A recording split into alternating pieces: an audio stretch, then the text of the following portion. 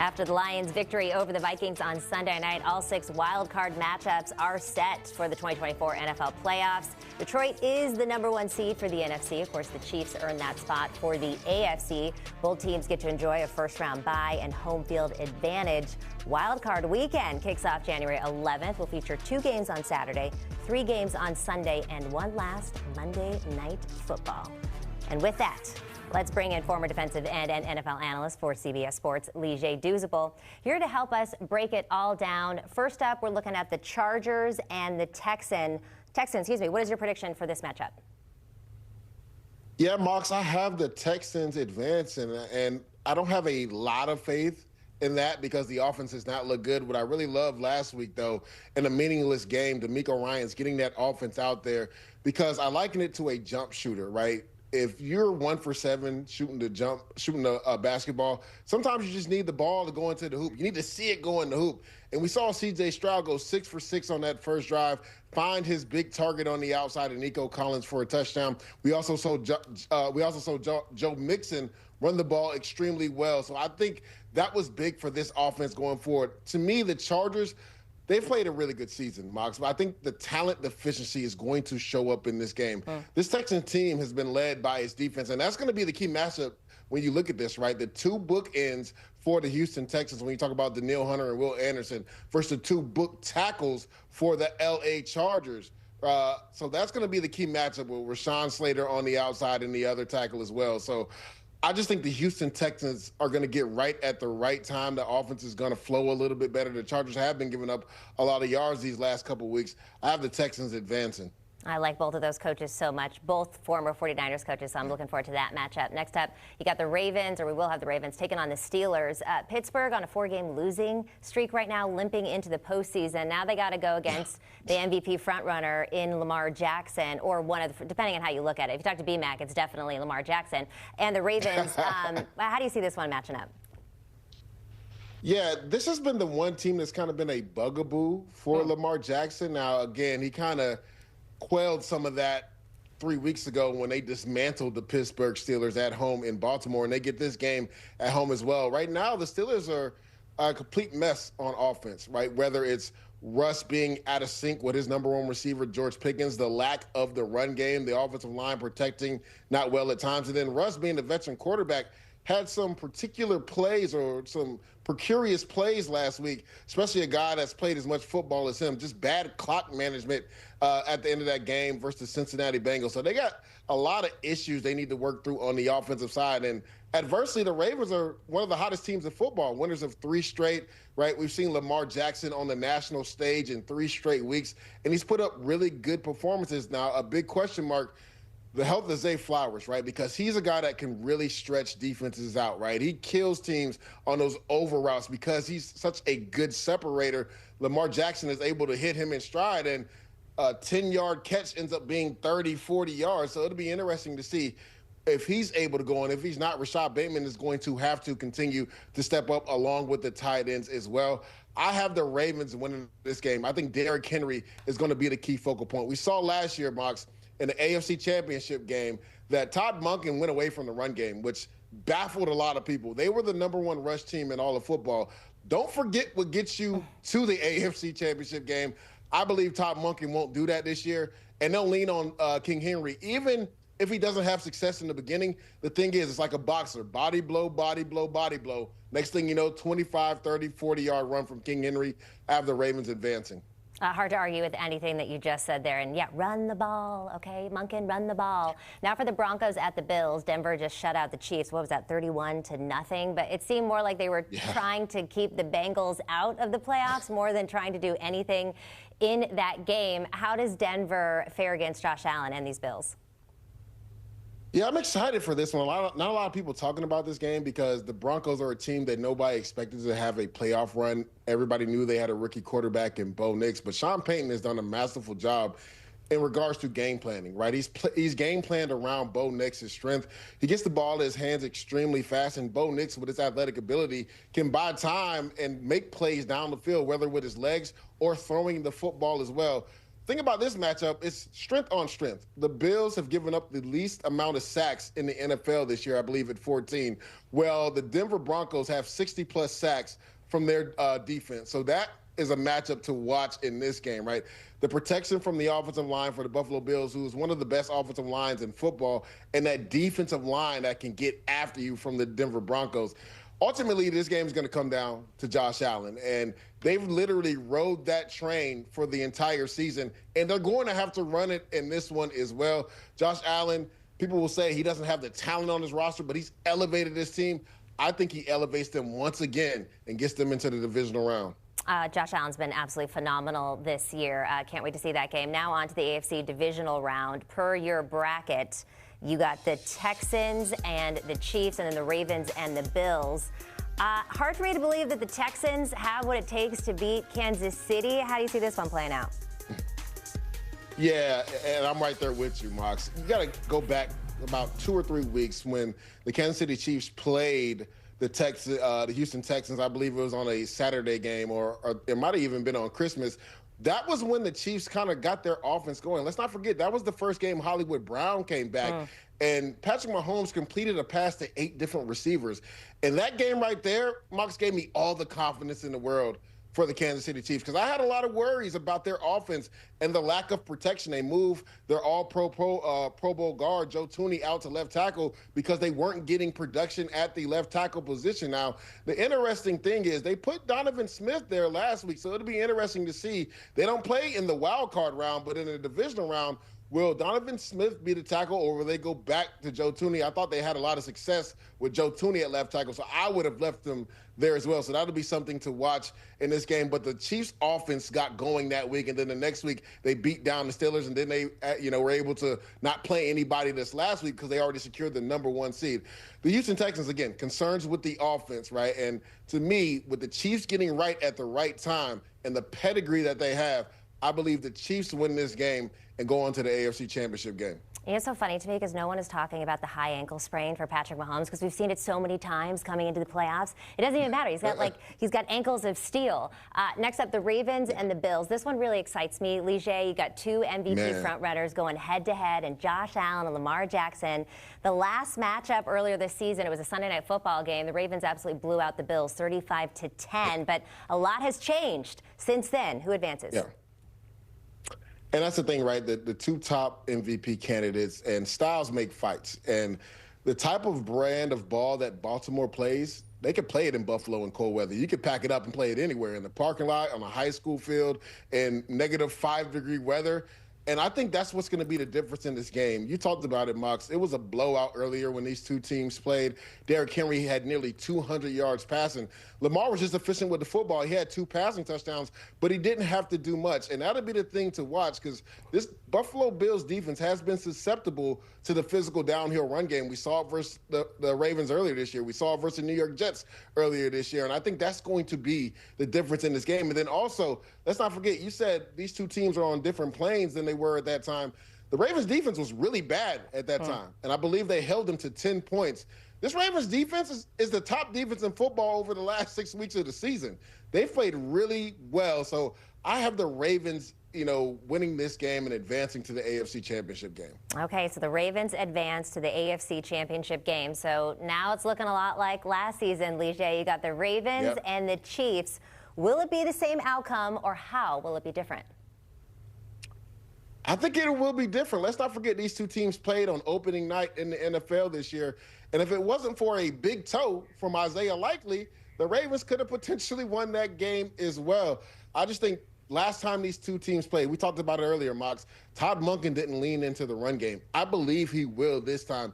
This Chiefs defense is good, but it's not as good as it was in previous years. And Lamar Jackson has really elevated his game as a passer. Let's not forget, he's the first player in NFL history to have 4,000-plus yards passing, over 800 yards rushing, and over 40-plus passing touchdowns with fewer than 5 interceptions. So I think this time the Ravens do get it done at Arrowhead and advance to the Super Bowl. Boy, that is not an easy road, having to win in Buffalo and in Kansas City to get to the Super Bowl for Lamar Jackson and the Ravens. But that is what Lige has in the AFC. Question is, what are you going to do in the NFC? A bunch of rematches over on that side, with the Lions getting the 1 seed thanks to their win over the Vikings on Sunday Night Football. And that is where we're going to start, Vikings and Rams. Let's get Douzable back in here. All 3 of these wild card matchups are rematches from the regular season. One of Minnesota's 3 losses came in that building earlier this season by 10 points to those Rams, but they're a slight favorite in this one. What do you see? Yeah, I have Minnesota advancing in this one. I know a lot of people will say, what is going to be the mental of Sam Darnold after having a lackluster performance versus the Detroit Lions? And if there's any coach that I trust, it's Kevin O'Connell to get Sam Darnold out of that funk. Let's not forget earlier this year versus Jacksonville Jaguars, Sam Darnold had 3 interceptions and almost cost them the game. But ever since then, he's been spotless when it comes to turning the football over and playing high, elite, efficient football. Now, we didn't see that versus the Detroit Lions. You got to give some credit to Aaron Glenn, the defensive coordinator, because he had him essentially seeing ghosts out there. But I look at the Rams team, right, and I thought they should have played this last week because there was something on the line. They could have been the 3 seed if they had won. They decide to put on the backups. They lose that game, and now they're the 4 seed. That offense has not played good the last couple of weeks, right? They haven't even scored over 20 in any of the last 3 games that they have played in. So I thought it was an opportunity for them to go out. Now, I know you have a veteran quarterback, you have a veteran receiver in Cooper Kupp, but still, I thought they should have went out there to dry the gel and get some efficiency on offense. I have the Minnesota Vikings winning this game, and it's because of their defense. I have the Vikings advancing on the road. Okay, let's move to the Commanders at the Bucs. This was a game we saw to open the season in Brazil, and the Bucs beat Jaden Daniels in his first NFL appearance, 37-20. What do you see in this rematch? Thank the football gods, because we potentially get to see Marshawn Lattimore and Mike Evans go at it. Now, Marshawn Lattimore is dealing with a hamstring injury, and I need him to, either put some heat on that thing, contrast to get ready, because let's not forget when these 2 players were in the NFC South together, when Lattimore was with the Saints, these were epic battles. I cannot wait to see these 2 go toe-to-toe. Big concern for the Tampa Bay Bucs is health in the secondary, more specifically at the safety position. Their 3 top safeties have been out. Now, we'll see if Antoine Winfield can come back, because that secondary has given up a lot of explosive plays. You look at the other side with the Commanders, Jaden Daniels is just unconscious at times, right? If the game is on the line, there's few quarterbacks that I trust more than Jaden Daniels, and that's something to be said because he's a rookie quarterback. He always shows up at the biggest moments and shows his best at those moments. And we saw that constantly this year. We saw it versus the Atlanta Falcons. We saw it versus the Cincinnati Bengals. We saw it in the game where his offense had 5 turnovers, and they still beat the Philadelphia Eagles. The big thing for the Commanders is, can they get Brian Robinson going in the run game? Because that allows Jaden Daniels to also use his mobility on the edge if he's able to get some of those gritty yards. I have an upset here. I have the Commanders on the road winning this game. Yeah, you have 2 road teams winning in the first 2 games in the NFC. As we get to the Packers and the Eagles, how about this matchup with Jordan Love banged up and not finishing out that game in the final week of the season? But that's not the only concern, right? Jalen Hurts still has not passed concussion protocol, and before we did this show, I had given my answers, but that's a real concern if you're the Philadelphia Eagles, because to get where they want to go, Jalen Hurts needs to be a quarterback. But let's talk about the Green Bay Packers. Me and Pete Prisco kind of talked about this on our pregame show on Sunday. The Packers are dealing with an identity crisis. They're trying to figure out who they are on offense. Are they a physical bunch that has Josh Jacobs as the focal point, or is this a quarterback-led team? And you would think it would be because of the money that they gave Jordan Love, but it just has not been consistent when it comes to him throwing the football. And I would have loved to see him get in the rhythm this past week versus Chicago Bears. But to your point, he dealt with an injury to his elbow and was knocked out of that game. So there's some real concerns going into this game for the Green Bay Packers. Now, there's going to be an asterisk on this, right? I'm assuming Jalen Hurts will pass concussion protocol and play. I got the Philadelphia Eagles advancing in this one. That's the biggest spread in those NFC first weekend games, and it's only 4.5. So this is how Lige sees it going down in the divisional round, with the Vikings having another rematch with the Lions, and the third meeting between the Commanders and the Eagles. Lige, let's start with the matchup we just saw on Sunday Night Football, it's hard to imagine anybody picking the Vikings to go in there and win that game after what we just saw. Without a doubt. Has, I've been high on the Lions, even when people wanted to get off the train and the bandwagon after they lost so many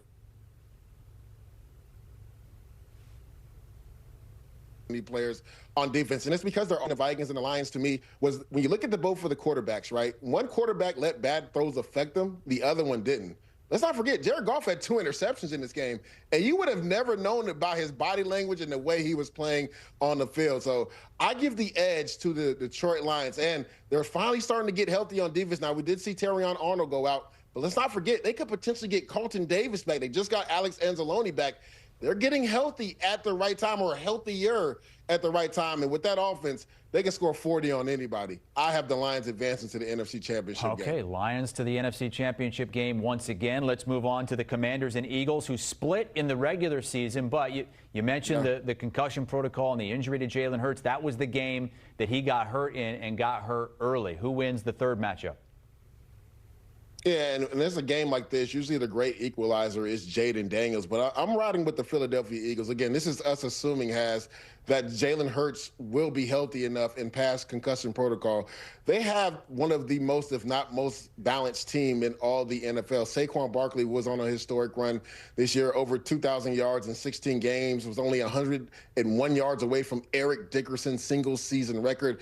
A.J. Brown, the Slim Reaper on the outside. And on defense, right, that defense has really turned it up and turned things around for Vic Fangio ever since that bye week. Let's not forget, they're winners of 11 of the last 12. Now, that loss did come to the Commanders, but I think the Eagles get it done and advance to the NFC Championship game. Okay, so that would be 1 versus 2 in the NFC, with the Lions hosting the Philadelphia Eagles. This would be the first game that we haven't seen, and we haven't seen it in a long time. Week 1 of the 2022 season was the last time these two teams matched up. Who goes to the championship game, the Super Bowl, to face the Ravens? Yeah. I have the Detroit Lions going, and it's because of their offense and how they're able to score on anybody. Now, again, Philly is one of the most balanced teams in all the land. But when you look at both of these teams, these are probably the 2 best offensive lines in all of football, looking at the Lions and the Philadelphia Eagles.